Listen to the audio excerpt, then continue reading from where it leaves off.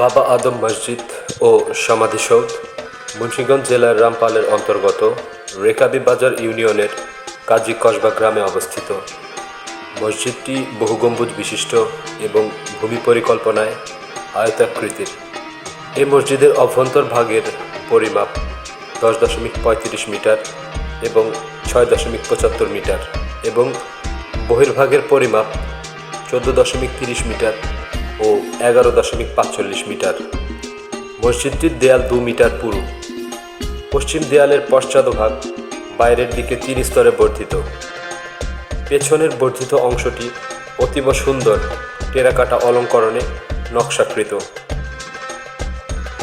বাবা আদম মসজিদটি 6টি সম আকৃতির একই রকম অনতি উচ্চ গম্বুজে আচ্ছাদিত।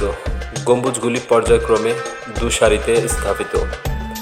মসজিদের অভ্যন্তরে রয়েছে 2টি দণ্ডায়মান কালো ব্যাসল্ট পাথরের স্তম্ভ। এগুলো প্রাক মুসলিম যুগের ভগ্ন অথবা পরিত্যক্ত ইমারতের বলে প্রতীয়মান হয়। বাবা আদমের মসজিদে কোনো মিনার নেই।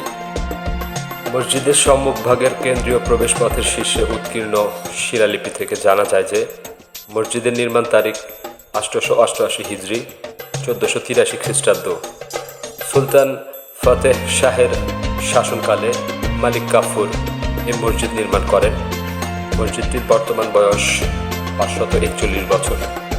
বাবা আদমের মসজিদটি বর্তমানে বাংলাদেশ সরকারের অধীনে প্রত্নতত্ত্ব বিভাগের সংরক্ষিত ইমারত। মসজিদটি সংস্কার করা হয়েছে এবং তুলনামূলকভাবে ভালো অবস্থায় টিকে আছে। 1991 সালে বাংলাদেশ সরকারের পক্ষ থেকে এই মসজিদের ছবি দিয়ে ডাক টিকিট প্রকাশ করা হয়। প্রচলিত ধারণা অনুযায়ী বাবা আদম এখানে ধর্মীয় যুদ্ধে শহীদ হন।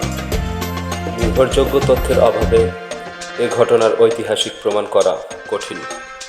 কথিত আছে বল্লাল সেনের রাজত্বকালে বাবা আদম নামে একজন প্রভাবশালী দরবেশ এদেশে আগমন করেন। ঘটনাক্রমে বল্লাল সেনের নির্দেশে বাবা আদমকে হত্যা করা হয়। এজন্য তিনি বাবা আদম শহীদ নামে পরিচিতি লাভ করেন।